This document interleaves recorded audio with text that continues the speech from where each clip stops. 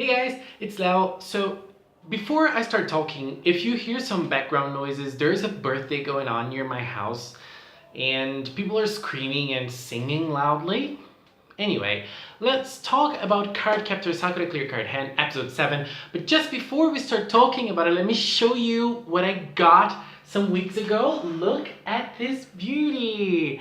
I went to São Paulo, I think it was 2 weeks ago, and I was, just browsing through the stores there. There's a nice place in Liberdade with lots of different stores that sell lots of different figures. And I was able to find Sailor Venus for such a great price. She is Sailor Venus from the Figure Arts Zero line. This is my favorite line actually from the Sailor Moon figures, and I actually want to have all of them. I also have Sailor Moon from this line, and I love the Figure Arts Zero line. They are amazing, and I'm very happy that I was able to get Sailor Venus. But even though she was with a very good price, the price was not, that accessible because, those figure arts are expensive anyways. But the price was so good that I couldn't let it pass by. So I got it. When you have a credit card, sometimes you do crazy stuff. And now I'm really worried as to how I'm gonna do to go through those next months. But anyway, let's talk about Cardcaptor Sakura now. Cardcaptor Sakura episode 7, Clear Card Hand episode 7. It still contained the problems that I'm talking about in the other impressions videos, but I think that this episode, that at least a part of this episode, was so good that I felt like I was watching a different show. But okay, let's talk about the episode itself. I think that the first half of the episode, it really got the same pace of the overall season so far.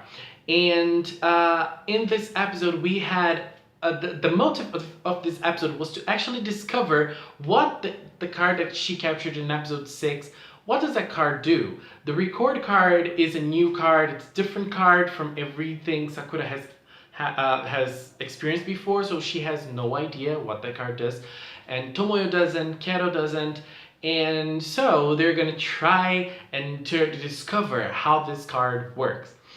Because of that, Sakura goes to Tomoyo's house, and obviously Tomoyo's very happy, and we have a very nice scene with Tomoyo's mother. It was very nice to see her again, but now that I'm older, her mother seems really bizarre. I mean, when I was younger, I watched this, I loved her mother, I thought she was really nice, and I loved her personality and how crazy she was, but now she seems a little obsessed with Sakura and her resemblance to her mother. But the first half of the episode was cute. We saw Sakura and Tomoyo in a very big field, a very beautiful place. Tomoyo's house is very beautiful, and they were trying to make the card happen. They were trying to make the card do something, and they were able to do it.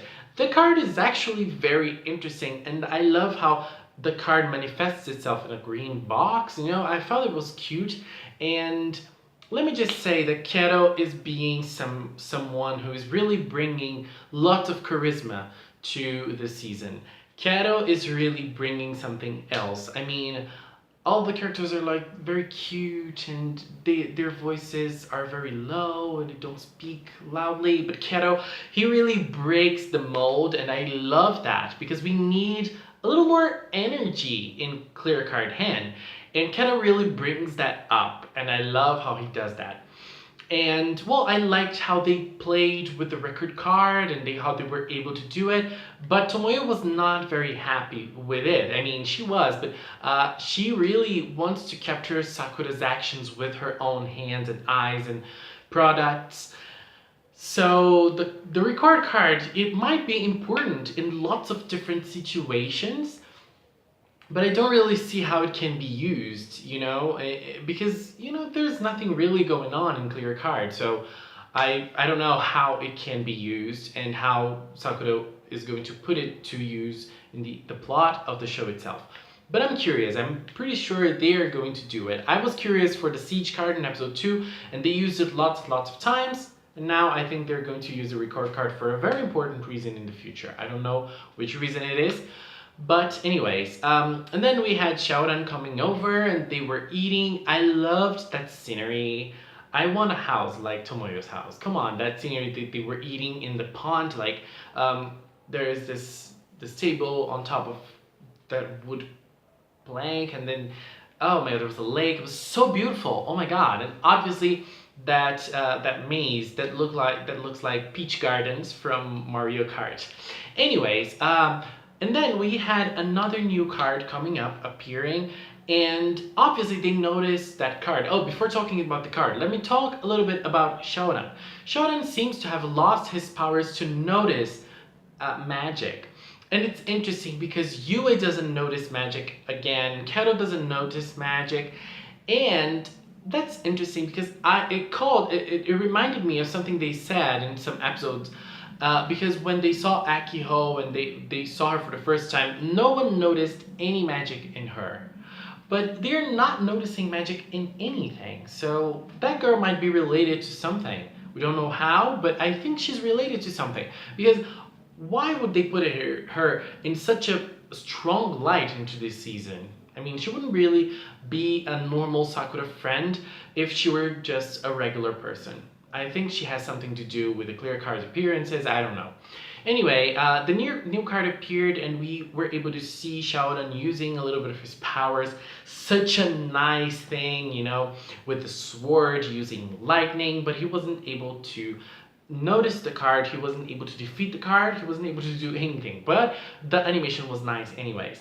And then Sakura was able to chase the card on her own, and she was able to use the powers the way she wanted. I loved that she used lots of different cards in different ways. She used the gravity card in a very smart way. She also used the action card. It wasn't good enough. She thought about using the Gale card, but I think and Sakura said it herself, the Gale card is very dangerous. It seems to be very dangerous. It seems to be very powerful. And she would hurt the card that she was trying to capture. And she didn't want that.